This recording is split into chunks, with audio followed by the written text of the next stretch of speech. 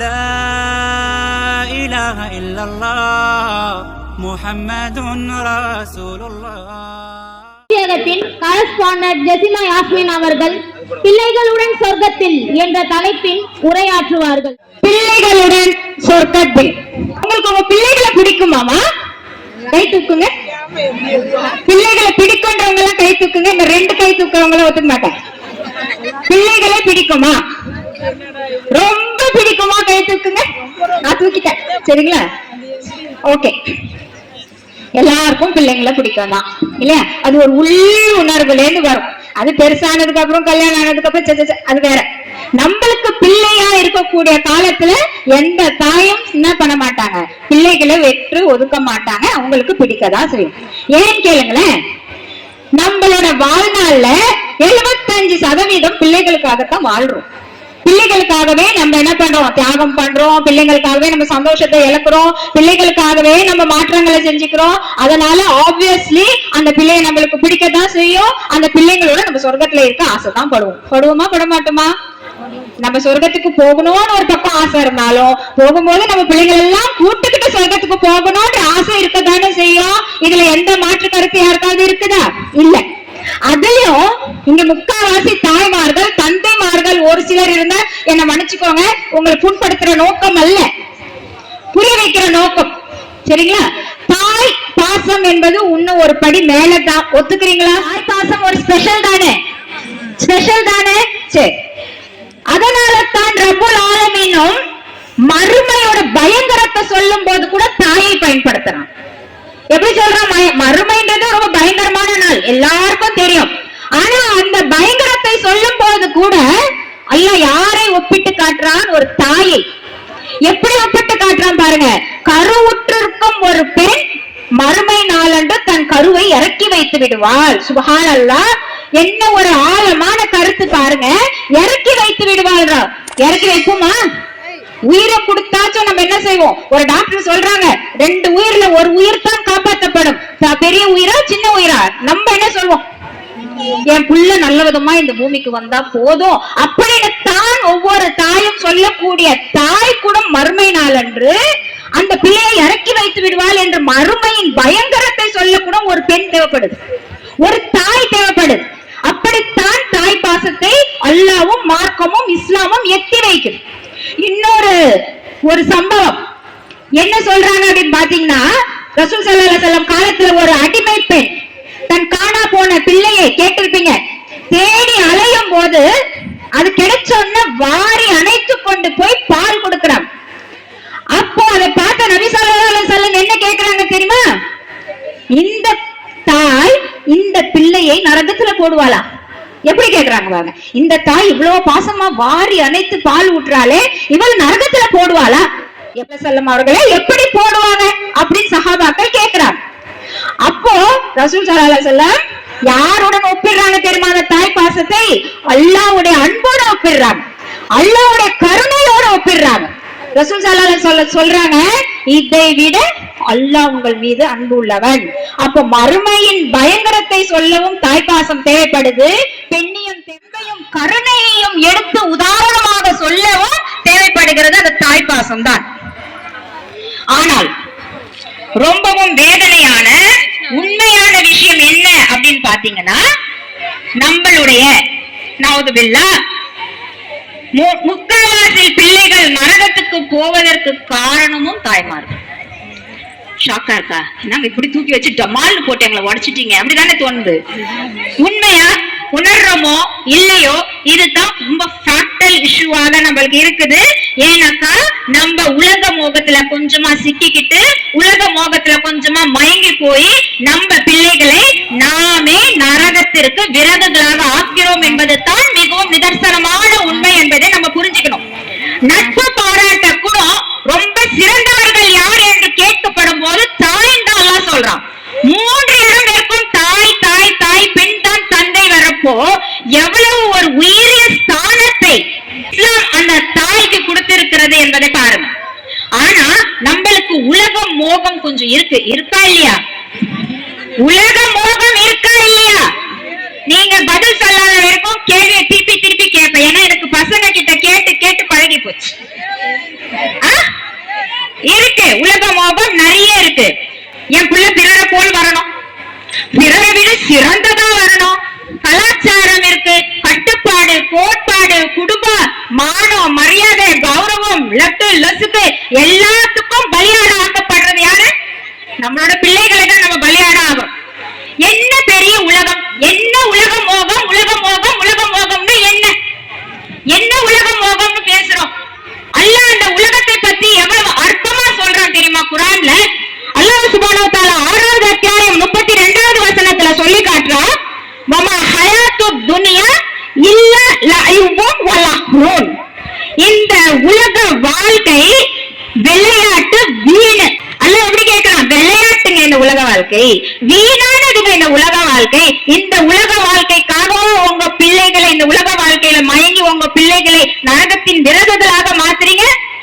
இன்னும் ஒரு படி போய் இன்னும் டீப்பா இன்னொரு வசனத்துல அல்லாஹ் சுப்ஹானஹு வ தஆலா இந்த உலக வாழ்க்கையை பத்தி சொல்லும் போது சொல்றா, இந்த உலக வாழ்க்கை லைபூன் விளையாட்டானது, வலஹ்வுன் வீணானது, வஸீனத்துன் சும்மா கவர்ச்சி, ஒண்ணும் இல்லாத கவர்ச்சி இந்த உலக வாழ்க்கை அப்படின்னு அல்லாஹ் சுப்ஹானஹு வ தஆலா சொல்றான். வதஹாஃபரன் பைனக்கும் அப்படின்னு சொல்றான். வதஹாஃபரன் பைனக்கும்னா உங்களுக்குள்ள சும்மா பெருமை அடிச்சுக்கிறதுக்கு தான் இந்த உலக வாழ்க்கை. சுப்ஹானல்லாஹ், என்ன என்ன வார்த்தைகளை எல்லாம் பயன்படுத்திருக்கிறார் பாருங்க. வதஹாஃபரன் பைனக்கும், நீங்க பெருமை அடித்துக் கொள்ளத்தான் இந்த வாழ்க்கை. அதையும் மீறி வதகாசுருன் ஃபில் அம்வாலி வல் அவுலாதி, பொருட்செல்வத்தையும் மக்கள் செல்வத்தையும் திரட்டுறதுக்கு தான் இந்த வாழ்க்கை. நான் சொல்லலங்க, யார் சொல்றா? யார் சொல்றா? யாரோட வார்த்தை இது? அல்லாஹ் சுப்ஹானஹு வ தஆலா குர்ஆன்ல சொல்றா. இன்னும் ஒரு படி மேல போய் அதே வசனத்துல அல்லாஹ் சுப்ஹானஹு வ தஆலா என்ன சொல்லி காட்டுறான் பாருங்க. வமதாஉல் குரூரி, இது ரொம்ப மோசமான ஏமாற்றக்கூடிய வசதி. அதையும் சொல்லிட்டு அல்லாஹ் சுப்ஹானஹு வ தஆலா வலதாருல் ஆகிரத்து ஹைருன், எப்படி சொல்லி முடிக்கிறான்? உங்களுக்கு எது சிறந்தது? வலல் ஆகிரத்து ஹைருன், அந்த மறுமை வாழ்க்கை மட்டும் தான் உங்களுக்கு சிறந்ததுன்னு அல்லாஹ் சுப்ஹானஹு வ தஆலா நெத்தில ஆணி அடிச்ச மாதிரி அதே வசனத்துல சொல்லி காட்டுறான். நீங்கள் அழகான, நன்மையான, நிரந்தரமான ஜன்னத்துக்கு விரையுங்க, நரக நெருப்பிலிருந்து உங்களை பாதுகாத்துக் கொள்ளுங்க. உங்களை மட்டும் தான் பாதுகாத்துக்கணுமா? அது மட்டும் தான் எல்லாம் சொல்லி இருக்கிறானா? நம்ம பெண்கள் என்ன சொல்லி இருக்கிறான்? யாரையெல்லாம் நரகத்திலிருந்து காப்பாத்திக்கோங்க. உங்கள் குடும்பத்தினரையும், அந்த பொறுப்பு நம்மளுக்கு அல்லாஹ் கொடுத்தது மனிதருக்கு, உங்களையும் உங்கள் குடும்பத்தினரையும் நரக நெருப்பிலிருந்து பாதுகாத்துக் கொள்ளுங்கன்ற கூடுதல் பொறுப்பையும் அல்லாஹ் சுப்ஹானஹு வ தஆலா நம்மளுக்கு கொடுத்திருக்கிறான். ஆனா அதுக்கான எந்த தயாரிப்பும் நம்மளிடத்துல இல்லை. நம்மளிடத்துல இருந்தாலும் பிள்ளைகளிடத்துல அதை பத்தி சொல்றதில்லை. ஆனா வெறும் கையில மட்டும் அழகா முழம் போடுறோம். சொர்க்கத்துக்கு போயிடணும். ஆனா சொர்க்கத்துக்கு போகணும்னு ஆசைப்படுற போது யோசிக்க வேணாம, சொர்க்கம்னா அவ்வளவு ஈஸியா வாங்க வாங்க அப்படின்னு கூப்பிடுவாங்களா சொர்க்கத்துக்கு? சொர்க்கம் ஈஸியா போயிட முடியுமா? ரசூல் ஸல்லல்லாஹு அலைஹி வஸல்லம் என்ன சொல்றாங்க தெரியுமா? கஷ்டங்களால் சூழ்ந்தது சொர்க்கம், கவர்ச்சிகளால் சூழ்ந்தது நரகம். நீங்க அழகா மோகத்தாலையும் கவர்ச்சியாலையும் ஈர்க்கப்பட்டீங்கன்னா போங்க நரகத்துக்கு. சோதனைக்கும் கஷ்டங்களுக்கும் துன்பங்களுக்கும் ஆளாக்கப்பட்டீங்கன்னா போங்க சொர்க்கத்துக்கு. அதனாலதான் சொல்றேன், சொர்க்கம் வேணுமா? கஷ்டங்களால சூழப்பட்டு இருக்குது அந்த சொர்க்கம். அல்லாஹ் சுப்ஹானஹு வ தஆலா தன் திருமறை குர்ஆனில் சொல்லி காட்டும் போது அந்த சொர்க்கத்துக்கு செல்ல ஆசைப்படக்கூடிய நாம் நரகத்தை அஞ்சிருக்கிறோமா? சொர்க்கம் வேணும், எல்லாருக்கும் வேணும். அப்போ சொர்க்கத்துக்கு போகணும், சொர்க்கத்துக்கு போகணும் போது கூடவே ஒட்டிக்கிட்டு வருதே நரகம், அதுல இருந்து தப்பிக்கணும்னு ஏன் சிந்திக்கிறது இல்ல? அந்த நரகத்தை பத்தி ஏன் நம்ம கொஞ்சம் கூட அஞ்சி பாக்குறது இல்ல? ஏன் அந்த நரகத்தை பத்தி நம்ம என்ன, அந்த நரகத்தை பத்தி என்ன நம்ம எண்ணம் எடுத்து வச்சிருக்கோம், என்ன நாலேஜ் நம்ம கெயின் பண்ணி வச்சிருக்கோம் சிந்திக்கணும்.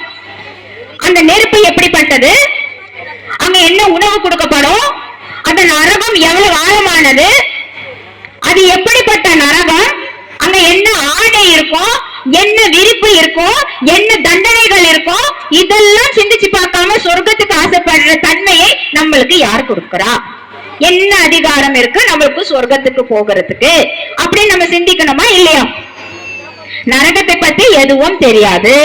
ஆனா நான் சொர்க்கம் போகணும், என் புள்ள சொர்க்கம் போகணும், என் குடும்பம் சொர்க்கம் போகணும். நீங்கள் ஒவ்வொருவரும் பொறுப்பாளிகள், உங்கள் பொறுப்புகளை குறித்து நீங்கள் விசாரிக்கப்படுவீர்கள் அப்படின்னு அல்லாஹ் சுப்ஹானஹு வ தஆலா திருமறை குர்ஆன்ல கூறியிருக்கிறான், நம்மளுக்கு போதனையாக்கி இருக்கான். அப்ப நம்மளுக்கு என்ன பொறுப்பு? நீ மட்டும் தெரிஞ்சுக்கிட்டா போதுமா? நரகம் என்ன நரகம், சொர்க்கம் இப்படி இப்படி இருக்கும், நம்ம மட்டும் தெரிஞ்சுக்கிட்டா போதுமா? இல்ல நம்ம பிள்ளைகளுக்கும் சொல்லி கொடுக்கணுமா? மனசாட்சி தொட்டு சொல்லுங்க, எத்தனை பேர் உங்க பிள்ளைகளை கூப்பிட்டு பக்கத்துல உட்கார வச்சுக்கிட்டு அப்ப நரகம் இப்படி இருக்கும், இது பண்ணா என்ன தண்டனைன்னு சொல்லிருக்கோம். மனித இயல்பே என்ன தெரியுங்களா? கிட்ட இருக்க விஷயத்த மட்டும் தான் பார்ப்பான், தூரம் இருக்க விஷயத்த பத்தி அவனுக்கு கவலை இல்ல. நாளைக்கு என்ன நடக்குதுன்றதுதான் அவனுக்கு கவலை, 4 வருஷத்துக்கு அப்புறம் எது நடக்குதுன்றது அவனுக்கு கவலையே இல்லை. அவன் இருக்கும் போது இந்த வாழ்க்கை ஜாலியா இருக்கா, இந்த வாழ்க்கை சுகமா இருக்கா? மறுமையை பத்தின சிந்தனை, மறுமை ஜாலியா இருக்க வேண்டும் சிந்தனையும் அப்படி இல்ல. ஆனா நம்மளுக்கும் இல்ல, பிள்ளைகளுக்கும் நம்ம என்ன செய்ய மாட்டோம், அப்பா இத்தனை வருஷம் கழிச்சு மறுமை உனக்கு வரும், மறுமையில இதெல்லாம் நடக்கணும் சொல்லி கொடுக்க மாட்டோம். ஆட்டோமேட்டிக்கா நம்ம புள்ள மட்டும் ஜம்ப் பண்ணி சொர்க்கத்துக்கு போயிடணும், அப்படித்தானே? இந்த உலகத்திலேயே வெற்றி காண்றது ஈஸியா? எல்லாருக்கும் வெற்றி கிடைச்சிருந்தா உலகத்துல? உலக வெற்றியே நம்ம ஈஸியா கொடுக்க முடியாது. நிறைய ஹார்ட் ஒர்க் போடணும், நிறைய தியாகங்கள் பண்ணணும், நிறைய முயற்சிகள் பண்ணணும்.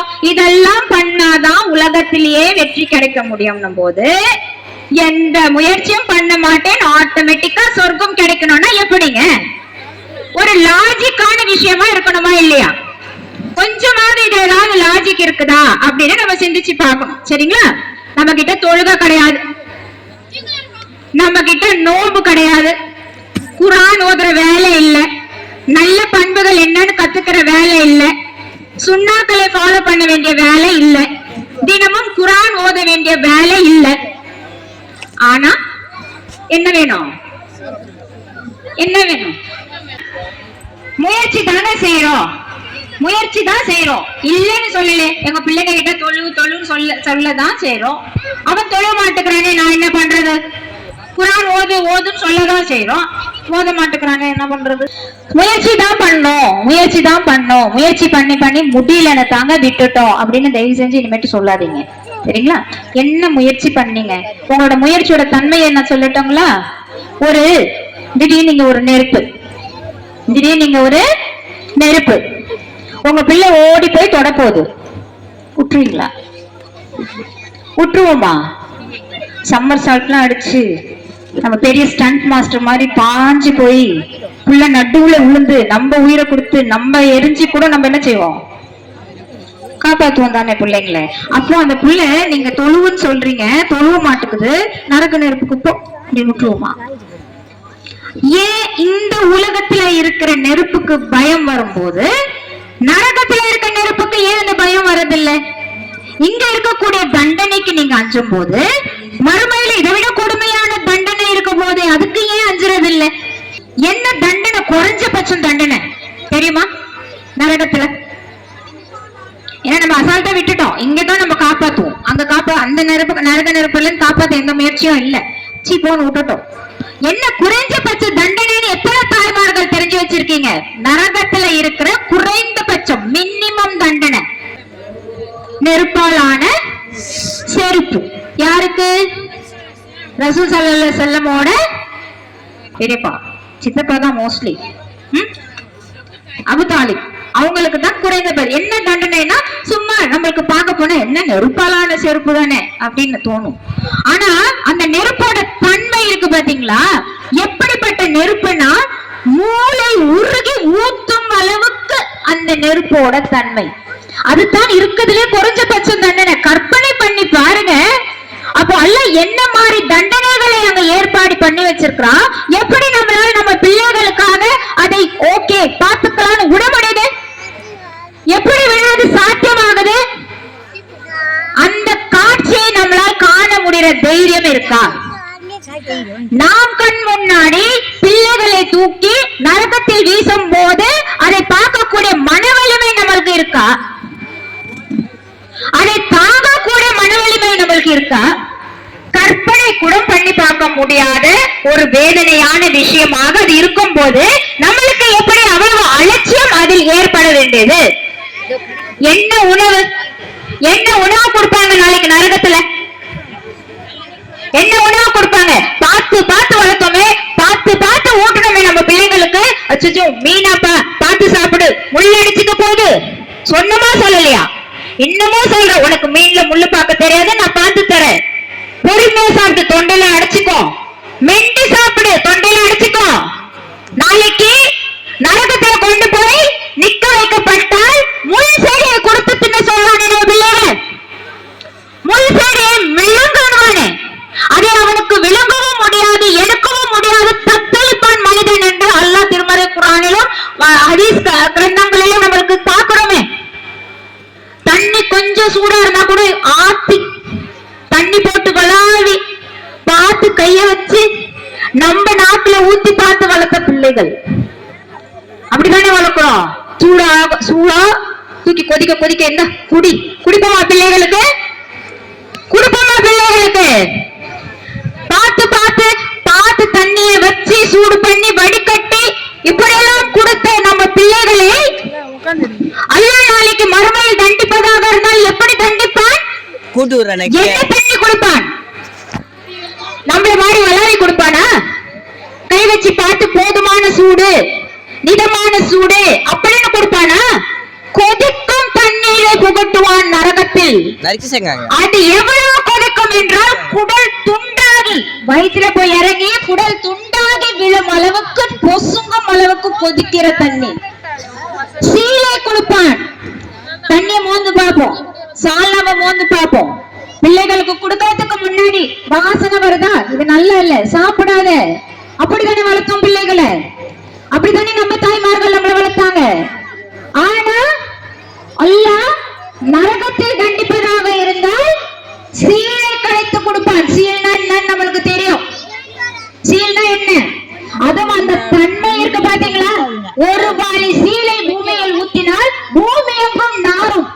அவ்வளவு துர்நாற்றம் வீசக்கூடிய சீலை நரகத்துல இருக்கிற தண்டனை. எப்படி வளர்த்த புள்ள, எப்படி வளர்த்த புள்ள, பார்த்து பார்த்து வளர்த்தோம். காலையில எந்திரிச்சு ஒது பண்ணணும், மூக்குல சளி வந்துடும், சொல்லாத ராஜா தூங்குன்னு சொல்லி வளர்த்தோம். இங்க என்னன்னா கொதி நீரை கொண்டு வந்து தலையில் கொட்டுவேன் என்கிறான் அல்லாஹ் சுப்ஹானஹு வ தஆலா. அப்ப ஏன் இந்த சிந்தனையை பெற்றோர்களிடத்துல வரல? ஆனா பிள்ளைகளை நாம் சொர்க்கத்தில் கொண்டு போக போறோம் என்ற ஆசை வைக்கிறோம். எந்த அதிகாரத்தில் அந்த ஆசையை நாம் வைக்கிறோம் என்பதை சொல்லி பார்க்கணும். பயமா இருக்கா? என்ன செய்யணும்? என்ன செய்யணும்? கற்பனை பண்ணி பார்க்க முடியாது, வேண்டாம். கண்ணை மூடினாலும் பயங்கரம். கொஞ்சம் கூட பார்க்க முடியாது. ஊட்டி ஊட்டி வளர்த்த புள்ள, பார்த்து பார்த்து வளர்த்த புள்ள இல்லையா? பணியில டியூஷனுக்கு வந்தா சளி பிடிச்சுக்கும் பிள்ளைக்கு. முக்காவாசி பேரண்ட்ஸ் சொல்றது, காலை டியூஷனுக்கு வந்தா என் பிள்ளைக்கு சளி பிடிச்சுக்கும், என் பிள்ளைக்கு கண்ணு வலிக்கும், என் பிள்ளைக்கு மூக்கு வலிக்கும், என் பிள்ளைக்கு தொண்டை வலிக்கும், என் பிள்ளைக்கு கால் குத்தும், என் பிள்ளைக்கு கை குத்தும். ஃபஜ்ர் தொழுலனா என்னங்க குத்தம்? ஃபஜ்ர் தொழுலனா நாளைக்கு எல்லாமே குத்துமே நரகத்துல. தொண்டையில முள்ளு குத்தும், தலையில முள்ளு குத்தும், தலையில பாராங்கல் குத்தும். இதெல்லாம் சந்துக்க பாக்குறது இல்லை நம்ம. அப்புறம் எந்த தைரியத்துல நம்ம பிள்ளைங்க நம்ம சொர்க்கத்துக்கு கூட்டு போறோம்?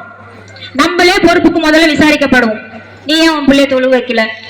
அல்ல என் பிள்ளைக்கு பாவம் சளி பிடிச்சுக்கோ, என் பிள்ளை ரொம்ப வீக்கான பிள்ளையா நீ கொடுத்துருந்த, வெளியில போனாலே சளி பிடிச்சுக்கோ சொல்லுவீங்களா? அதெல்லாம் டியூஷன் மிஸ், ஸ்கூல் மிஸ் மட்டும்தான் ஏமாத்த முடியும். என் பிள்ளைக்கு காது வலி, என் பிள்ளைக்கு மூக்கு வலி எல்லாம் இறைவன் இடத்துல போய் சொல்ல முடியுமா? இறைவன் கேட்கக்கூடியவனா? இறைவனுக்கு தெரியாதா?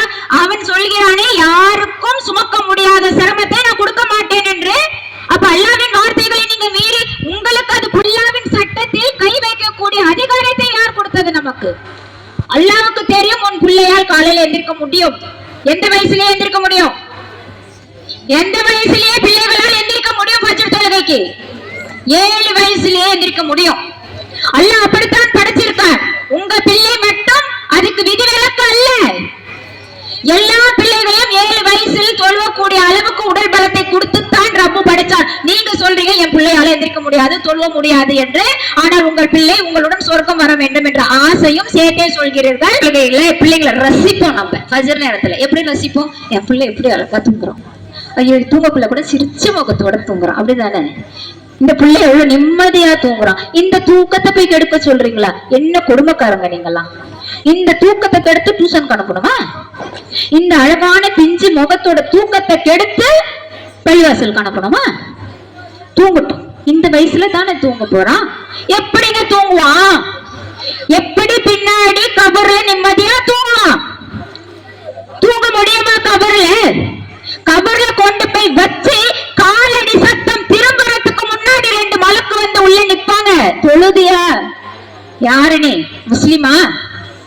தொழாதவன் வாயில் நான் முஸ்லிம் என்று சொல்ல முடியுமா? நினைச்சு பார்க்கணும். வராது. 5 கேள்விகள் 3 கேள்விகள் என்ற ஹதீஸ்கள்ல பார்க்கணும். நீ யார்? உன் மார்க்கம் என்ன?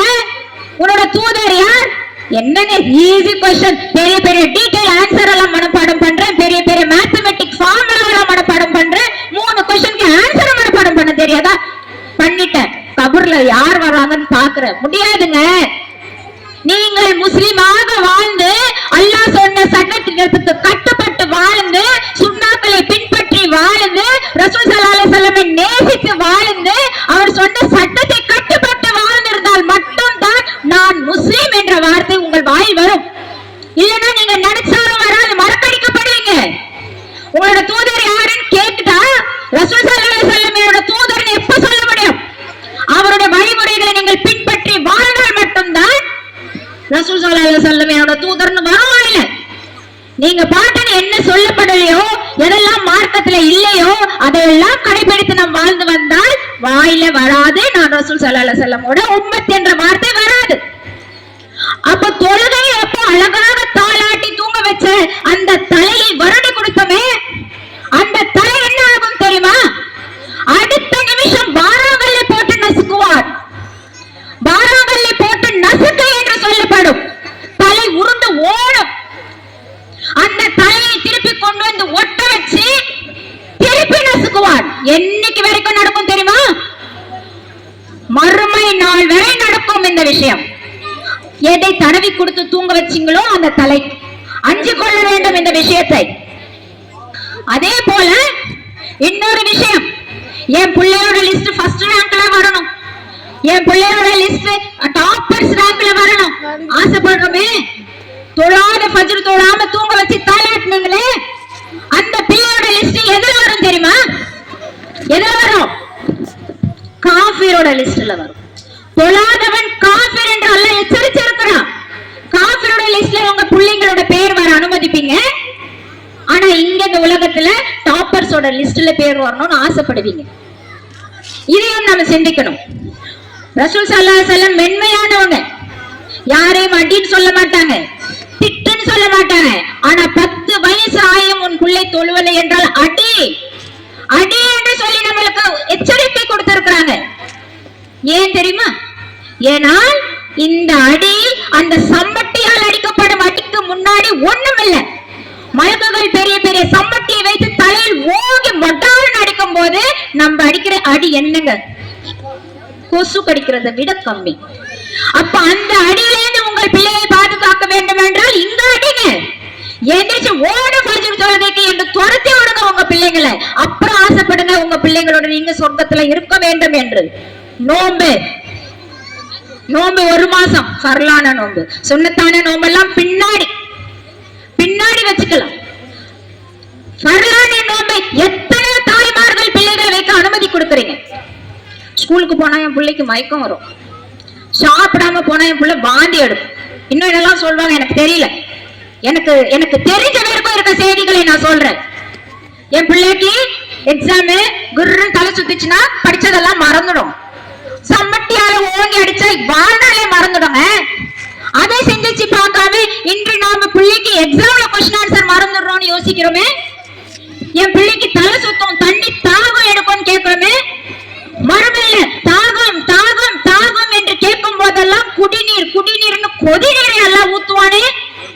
அதை சிந்திச்சு பார்த்தா நோம்பு வைக்காதன்னு சொல்ல வருமா? அந்த சொர்க்கத்துக்கு உங்க பிள்ளைகள் போக வேண்டும் என்று ஆசைப்படுகிற தாய்மார்களாக இருந்தால் நோம்பு வைக்காதன்னு சொல்வீங்களா? கொதிநீரை குடிராஜா அங்க போயின்னு சொல்வீங்களா? சீலை குடிராஜா அங்க போயின்னு சொல்வீங்களா? ரய்யான் என்ற ஒரு அழகான விமர்சமான மிக அழகான உங்க பிள்ளை போக முடியாமல் தடுத்து நிறுத்தப்படுவானே. காரணம் நீ நோம்பு வைக்கல, வெளியில போ. என்று துரத்தி அடிக்கப்படுவாரு, அதை விரும்புவீங்களா? இல்லனா இந்த ஸ்கூலுக்கு போன மயக்கம் வந்தா என்ன? அப்ப ரப்பு மேல உங்களுக்கு நம்பிக்கை இல்லையா? ரப்புக்காக கஷ்டப்பட்டு நோம்பு வைக்கிற பிள்ளையை ரப்பு பாதுகாக்க மாட்டானா? மயக்கம் வராம தடுத்து நிறுத்த மாட்டானா? இப்போ அல்லாஹ்வின் ஆற்றல் மீது உங்க மீது நம்பிக்கை இல்லையே, எப்படி அல்லாஹ்வுடைய பிரம்மாண்டமான சொர்க்கத்துக்கு ஆசைப்படக்கூடியவர்களாக நம்ம இருக்கிறோம் என்பதையும் சிந்திச்சு பார்க்கணும். அப்ப இதுக்கெல்லாம் என்ன காரணம்? போத்தி வேற விடுவோம். என்னென்ன ஃபஜ்ர் நேரத்துல உள்ள தூக்கம் கலைஞ்சிரும், சச்சோ குளிர போது போத்தி விடு பிள்ளைக்கு, சளி பிடிச்சுக்க போது விரிப்ப தட்டி விடு பிள்ளைக்கு. என்ன விரிப்பு வச்சிருக்கான் தெரியுமா நரகத்துல? அல்லாஹ் என்ன விரிப்பு? நெருப்பாலான விரிப்பை போட்டு போர்வையும் நெருப்பால் போத்துவான். நினைச்சு பாருங்க, உள்ள உதறுதே இல்லையா நம்மளுக்கு? கண்கள் கலங்குமா இல்லையா நம்மளுக்கு? சிந்திச்சு பார்க்க முடியுமா? நம்ம பிள்ளை நடுவில் இருப்பான், மேலையும் நெருப்பு கீழையும் நெருப்பு. காரணம் ஃபஜ்ர் தொழவில்லை, தொழுகையை கடைபிடிக்கவில்லை, அதுக்கு காரணம் நாம் எழுப்பவில்லை. அப்ப நம்மளோட நிலைமை என்ன? அல்லாஹ் நம்மளை மட்டும் விட்டுருவானா? எல்லாரும் பொறுப்புதாளி நல்லா சொல்லியிருக்கிறா.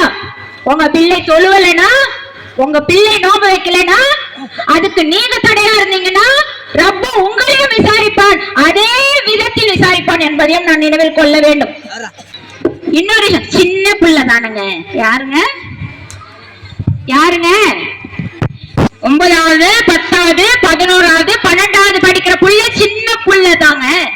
இன்னும் காலேஜ் படிக்கிற புள்ளையும் சின்ன புள்ள தான். நமக்கு நம்ம புள்ள சின்ன புள்ள தாங்க. ஆனா மார்க்கம் படிச்ச வயது என்ன? 7. அதுக்கு கீழே மட்டும்தான் உனக்கு அனுமதி. தொழுகை விட, நோம்பு விட, மத்த எந்த காரணத்திலயும் உனக்கு அனுமதி இல்ல. சின்ன பிள்ளை தானே, போக போக தொழுவான். எப்படி தொழுவான்? 5ல வளைஞ்சா தானே 50ல் வளையும். எப்படி வளையும்? அல்லாஹ் நாடினால்தான் எல்லாமே நடக்கும். அல்லாஹ்வை அஞ்சினால்தான் எல்லாமே நடக்கும்.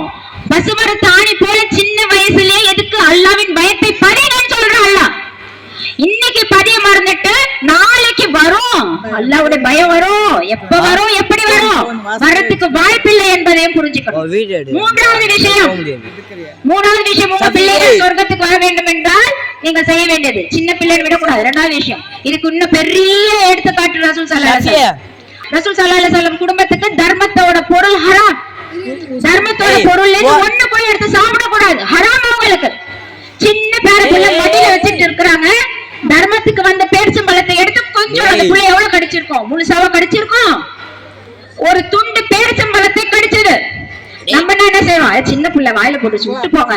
ரசூல் ஸல்லல்லாஹு அலைஹி வஸல்லம் வாயில் கையை விட்டு நோண்டி எடுக்கிறாங்க. அந்த பிள்ளை அப்படி சாப்பிட்டு இருந்தாலும் அல்லாஹ் குத்தம் பிடிக்க போறது இல்ல. அந்த பயத்தை, அந்த பழக்கத்தை, அந்த கோட்பாடை, கட்டுப்பாடை சின்ன வயசுல விதைக்கிறாங்க. ரசூல் ஸல்லல்லாஹு அலைஹி வஸல்லம் கத்து கொடுத்தாங்க. நம்ம நீங்க நபின்னு அவரை நினைக்கிறதா இருந்தா அதே போல சின்ன வயசு என் பிள்ளைக்கு தயவு செஞ்சு சொல்லாதீங்க. எந்த வயசுலயும் சின்ன வயசு கிடையாது. தொழுகையாகிறதா 7, வாலிபமாக பருவம், அதாவது விளங்கிச்சுன்னா நோம்பு கடமை செய்ய சொல்லணும். உங்க பிள்ளைகளை செய்யலன்னா அங்கேயும் தண்டனை, நம்மளுக்கும் தண்டனை என்பதை புரிஞ்சுக்கணும். 3வது விஷயம், அதுவும் அல்லாஹ்வின் நம்மளுக்கு வழிகாட்டுதல், நிதானமா இருக்கணும் பிள்ளைங்க கிட்ட. ரொம்ப நிதானம். ஒண்ணு ஹை பீக்கு, என்ன வார்த்தை வரும், என்ன பறக்கும், என்ன மூஞ்சி காயம், எவ்வளவு அடிப்போம் தெரியாது. இல்லன்னா ஐயோ அவன் புள்ள கோவக்காரன், அவன் கிட்ட வாய்க்க, அப்படியே அடங்கணும். 2 ஆப்ஷன், ஒண்ணு அடங்கு, இல்லன்னா மூஞ்சி முட்டப்படாசு. இதுக்கு 2க்கு நடுவுல நிதானம் ஒண்ணு இருக்குது. இஸ்லாம் நிதானத்தை கடைபிடிக்க போதிக்குது. கோபமா இருக்கானா? திருவனுக்கு நாம் யாரா தெரிவோம்? பெரிய வில்லி, கொடுமைக்காரி. இவங்களை மாதிரி நம்மளுக்கு யாரும் டார்ச்சர் கொடுக்க மாட்டாங்க. நினைச்சுக்கிட்டு போகட்டுமே, நம்மளுக்கு அதுக்காக வச்சு மாறட்டுமே, அதுக்காக வச்சு செய்யட்டுமே, அதை கொண்டு பிள்ளை சொர்க்கம் போகட்டுமே. இங்க வில்லியா இருந்தா என்ன, கொடுமைக்காரியா இருந்தா என்ன, நம்ம அப்படின்ற ஒரு முடிவுக்கு வரணும். எல்லா விஷயத்தையும் அதிகமாக பிள்ளைகள் இடத்துல பேசுங்க. மறுமையை பத்தி நிறைய பேசுங்க. கூடும் போதெல்லாம் சொந்தக்காரங்களை பத்தியும், டிவியை பத்தியும், சினிமாக்களை பத்தியும், அரசியல் பத்தியும் தேவையில்லை. அல்லாஹ் ஏமாற்றம் வசதி உலக வாழ்க்கைன்னு சொல்லிட்டதுக்கு அப்புறம் அந்த ஏமாற்றத்தை நாம் சிக்கிக்கொள்ள கூடாது என்பதையும் உறுதி கொள்ள வேண்டும். அப்ப பிள்ளைகளிடத்துல பேசணும். நீங்க அவன் மறுமை இருக்கு, அல்லாஹ்வின் கோபம் இருக்கு. பிள்ளை உங்களை திட்டானா? பிள்ளை உங்களை வாய்க்கு வந்தபடி பேசுறானா? பிள்ளை சீன்னு சொல்லாதப்பா. சொல்லி பாருங்களேன் உங்க பிள்ளைக்கு. சீன்னு சொல்லாத. அவங்களுக்கு பணிவேன்ற சிறகை தாழ்த்து நல்லா சொல்லியிருக்கிறான்பா. அல்லா வார்த்தை கட்டுப்படணும்பா. அல்லா வார்த்தை கட்டுப்படணும். நிராகரிப்பவர்களுக்கு நரகம்பா. அழகாக சொல்லுங்க. நிதானமா உங்க பிள்ளையிடத்துல சொல்லுங்க. பதிலுக்கு கோவப்பட்டா அவங்க வயசுக்கும் உங்க வயசுக்கும், அவங்க பக்குவத்துக்கும் உங்க பக்குவத்துக்கும் என்னங்க வித்தியாசம்? நிதானமாக கடைபிடிக்க வேண்டியது நம்மளோட கடமையாக இருக்கு. அடுத்து கன்சிஸ்டன்டா இருங்க. கன்சிஸ்டன்ட்னா என்னன்னா, பயன்கார சரமா கேக்குறோம், இன்னைக்கு போய் அவனுக்கு இருக்குது, நாளைக்கு ஃபஜ்ர் எந்திரிக்கலன்னா வச்சு 2 நாள் சாத்து மிதிச்சு தண்ணியை சுடுதண்ணி ஊத்தி அனுப்புறனா இல்லையா பாரு. அந்த கொதி நீருக்கு இந்த கொதி நீர் எவ்வளவு தேவலாம். 1 நாள் 2 நாள் பயான் பேசுறவங்க அப்படித்தான் பேசுவாங்க. அவங்க வீட்டுல என்ன நடக்குதோ யாருக்கு தெரியும். 3ஆவது நாள் சப்புன்னு போயிடும். இதுதான் இந்த கன்சிஸ்டன்சி இருக்கக்கூடாது. கன்சிஸ்டன்டா செய்யுங்க. சொல்லிக்கிட்டே இருங்க. ஒரு பழமொழி சொல்லுவாங்க, அடி மேல் அடித்தால் அம்மியும் நகரம். சொல்லிக்கிட்டே இருங்க. அவன் நம்மள பைத்தியம்னு கூட நினைச்சிட்டு போட்டோம். ஐயோ இது டார்ச்சர்னு கூட நினைச்சுக்கிட்டோம். இப்ப எல்லாம் ஏதோ ஒரு பேர் வைக்கிறானுங்க, தாய் கிழவி. அது நம்ம தாய் கிழவின்னு கூட திட்டிட்டு போட்டோங்க. நம்மளுக்கு பிரச்சனை இல்லை. நம்ம புள்ள நாளைக்கு நம்மளோட எங்க வரணும், அது மட்டும் தான் நம்மளோட குறிக்கோளா இருக்கணும். அதையும் நம்ம பார்த்தோம். ஓகேவா? அல்லாவே சொல்றான், மீண்டும் மீண்டும் நினைவூட்டுங்க. அவர்களுக்கு உங்களோட நினைவூட்டு பயன் தரும். அதனால அடிக்கடி நினைவூட்டுங்க. சொல்றான், மூமினாக இருந்தா அது கண்டிப்பா பயனளிக்கும். அப்ப நீங்க சொல்லிக்கிட்டே இருந்தா ஒரு நாள் கண்டிப்பா மாறுவா, கண்டிப்பா பயனளிக்கும். அல்லாஹ்வுடைய வார்த்தை பொய்யாகாது என்பதில் நம்பிக்கையோடு சொல்லிக்கிட்டே இருங்க. திட்னா கூட பரவாயில்லங்க, சொல்லிக்கிட்டே இருக்கணும். இது ஒரு முறை. ஓகேங்களா? 2வது ரொம்ப முக்கியமா 4வது 5வது பாயிண்ட். சரிங்களா? நீங்க தான் பெரிய ரோல் மாடல் உங்க பிள்ளைக்கு. அவன் அதிகமா பார்த்து கத்துக்கிறது யாரை பார்த்து? பெற்றோர்களை பார்த்து தான் கத்துக்கிறாங்க. நீங்க தொழுவ மாட்டீங்க, வா தொழுபா, எந்திரிப்பா, தாஜா இல்ல, தங்கம் இல்ல, தொழு. நீங்க நோன்பு வைக்க மாட்டீங்க, அவன் நோன்பு வைக்கணும் இல்லையா? நீங்க நல்ல பொய்யா சொல்வீங்க, ஆனா அவன் பொய் சொல்லக்கூடாது. கரெக்டா? நீங்க நல்ல டிவி பாப்பீங்க, அவன் டிவி பார்க்க கூடாது. நீங்க நல்ல சினிமாக்கு போயிட்டு வருவீங்க, அவன் சினிமா பார்க்க கூடாது. எப்படிங்க லாஜிக்கு? இடிக்குதா இல்லையா? எங்கேயோ இடிக்குதா? எல்லாமே இடிக்குதா? எல்லாமே இடிக்கும். அப்போ உங்க பிள்ளை மாறணும், உங்க பிள்ளை சொர்க்கத்துக்கு வாரிசு ஆகணும் அப்படின்னா நீங்க முதல்ல சொர்க்கத்துக்கு வாரிசு ஆகணும். சொர்க்கத்துக்கு கொண்டு போகக்கூடிய செயல்கள் என்ன என்று நீங்க புரிஞ்சுக்கிட்டதுக்கு அப்புறம் அதை நீங்க செஞ்சா தாங்க உங்க பிள்ளைகள் செய்யும். நீங்க செய்ய மாட்டேன்னா யாரை பார்த்து செய்யும்? எதை பார்த்து செய்யும்? எப்படி? ஒரு குடும்பத்துல பாருங்க, தாய் தந்தை எல்லாரும் எந்திரிச்சா டெய்லி சொன்னா 3ஆவது நாள் 4ஆவது நாள் புள்ள எந்திரிக்கும். அப்புறம் 2 நாள் தூங்க திருப்பி எந்திரிக்கும். அப்புறம் ஒரு நாள் பாருங்க எல்லாம் எந்திரிப்பாங்க. கண்டிப்பா நடக்கும். அல்லாஹ் அப்படித்தான் உள்ளத்தை புரட்டுவேன் என்றான். அல்லாஹ்வின் வார்த்தையை கொண்டு நாமும் அப்படித்தான் செய்ய வேண்டும். சரிங்களா? அடுத்து அதிகமாக துஆ செய்து கொள்ளணும். துஆ ஒரு பெரிய ஆயுதம், நம்ம சொல்ல தேவையில்லை இல்லையா? அல்லாஹ் பிள்ளைகளை சொல்லும் போது பிள்ளைகளை கண் குளிர்ச்சின்னு சொல்றா, கவர்ச்சின்னு சொல்றா, அலங்காரம்னு சொல்றா, அருள்னு சொல்லிட்டு சோதனைன்னு சொல்லிட்டான். இந்த 4ஆ இருக்கணுமா 5ஆவதா இருக்கணுமான்னு முடிவு பண்ண போறது யாரு? யாரு? அல்லாஹ் ஒரு பக்கம் விதி பக்கம் போவேன். முயற்சி நம்மளுக்கு தானே. அல்லாஹ் நாடினால் தான் எல்லாம், அதில் மாற்று கருத்து இல்லை. ஆனா முயற்சி யாரிடத்தில் இருக்கு? நீ முயற்சி செய், நான் உதவி செய்யறேன்னு சொல்றானா இல்லையா? பெரிய உதாரணம் இப்ராஹிம் நபி. நம்மளுக்கு காபத்துல்லாவை கட்டுன்னு ஆர்டர் வருது. முஸ்லிம் யாரு? எத்தனை பேர் முஸ்லிம்? காபத்துல்லா கட்டப்பட்ட போது எத்தனை பேர் முஸ்லிம்? அவரும் அவர் பிள்ளைகளை தவிர யாரும் இல்ல. அல்லாஹ்விடத்துல கேக்குறாங்க, யா அல்லாஹ், நான் யாருக்காக இவ்வளவு பெரிய ஆலயத்தை கட்டணும்? யார் வர போறா? என்ன அல்லாஹ்வோட கட்டளை? செய்ய வேண்டியது நீ, கொடுக்க வேண்டியது நான், அங்க அனுப்ப வேண்டியது நான். இன்னைக்கு கோடான கோடி மக்கள் கால் வைக்கிறாங்க, அனுப்பலையா அல்லாஹ் தாலா? அப்ப நம்ம மேல கருணை காட்டி நம்ம பிள்ளைய தொழக்கூடிய பிள்ளையாக, நோன்பு வைக்கக்கூடிய பிள்ளையாக ஆக்க மாட்டான் அல்லாஹ் தாலா? அவ்வளவு நம்பிக்கை இல்லாம போயிடுச்சு அல்லாஹ் மேல. சிந்திச்சு பார்க்கணுமா இல்லையா? துஆ கேளுங்க. எல்லாம் இந்த 4 விஷயமா ஆக்காத, 5ஆவது விஷயமா ஆக்காத. என் பிள்ளைய எனக்கு கண் குளிர்ச்சி ஆக்கு, என் பிள்ளைய எனக்கு அருள் ஆக்குன்னு கேட்டுக்கிட்டே இருங்க. வெறும் கையோட அனுப்ப வெக்கப்படுறாங்க. அல்லாஹ் என்கிட்ட கை என்னன்னு வெறும் கையோட அனுப்ப வெக்கப்படுறேன் அப்படின்னு சொல்றான். கண்டிப்பா உங்களை வெறும் கையோட அனுப்ப மாட்டேன். துவா செய்துட்டே இருங்க. என் பிள்ளைக்கு தொழுகையை கொடு, என் பிள்ளைக்கு நோம்பை கொடு, என் பிள்ளைக்கு ஹிதாயத்தை கொடு, என் பிள்ளைக்கு நேர்வழியை கொடு, என் பிள்ளையை கண் குளிர்ச்சியாக ஆக்கிவே. ஆமீன் யா ரப்பல் ஆலமீன். கேட்டுக்கிட்டே இருங்க. அல்லாஹ் சுப்ஹானஹு வ தஆலா நிச்சயமா உங்களுக்கு செவி சாய்ப்பார். நிச்சயமா அந்த பிள்ளையை கண் குளிர்ச்சியாக ஆக்கி கொடுப்பார். நல்லா புரிஞ்சுக்கோங்க. நாளைக்கு நாம் மறுமையில் போய் நிற்கும் போது நம் பிள்ளைகள் எதிர்க்க நின்று அல்லாஹ் சொல்றான், அன்னைக்கு மறந்துடும். பெத்த தாய் பிள்ளைய மறந்துடும், புள்ள பெத்த தாயை மறந்துடும், எல்லாம் நடக்கும். ஆனா இன்னைக்கு நினைச்சு பாருங்க மறுமையோட நிலைமைய. இன்னைக்கு விட்டு கொடுக்க முடியுமா? பிள்ளைய போடப்பட்டங்க ஆனே நரகத்துக்கு போகல, என் புள்ள போனா நினைப்பாமா? யோசனை பண்ணி பாப்போமா? கற்பனை பண்ணி பாப்போமா? ஆகவே ஆகாது. அதனால இன்னைக்கே விழிச்சு கொள்ளுங்க, இன்னைக்கே சுதாரிச்சு கொள்ளுங்க. உங்க பிள்ளையோடு நீங்கள் சொர்க்கம் செல்ல வேண்டும் என்றால் நீங்களும் சொர்க்கத்துக்கான தயாரிப்புகள்ல ஈடுபடுங்க. அல்லாஹ் சுப்ஹானஹு வ தஆலா நிச்சயமாக அந்த பிள்ளையையும் உங்களையும் எல்லாம் வல்ல உயர்ந்த ஜன்னத்துல் ஃபிர்தௌஸ் என்ற உயர்ந்த சொர்க்கத்தில் சேர்த்து வைப்பான் என்றது அல்லாஹ்வின் வாக்குறுதி. நிச்சயமாக நாம் அல்லாஹ்வின் பால் சென்றால் அல்லாஹ்வின் திருப்தி நமக்கு உண்டு, அல்லாஹ்வின் அருள் நமக்கு உண்டு. இன்ஷா அல்லாஹ் இனி வரும் காலங்களில் பிள்ளைகளை சரியான முறையில் பாதுகாத்து, பிள்ளைகளை சரியான முறையில் வளர்த்து, பிள்ளைக்கு இஸ்லாம் என்றால் என்ன என்று சொல்லிக் கொடுத்து, பிள்ளைகளுக்கு மறுமை என்றால் என்ன என்று சொல்லிக் கொடுத்து, பிள்ளைகளுக்கு வாழ்வு சாழ்வு தண்டனை மரணம் நரகம் சொர்க்கம் எல்லாத்தையும் சொல்லிக் கொடுத்து அந்த பிள்ளையோடு கை கொடுத்து கொண்டு சொர்க்கம் போறவங்க. ஆமீன்.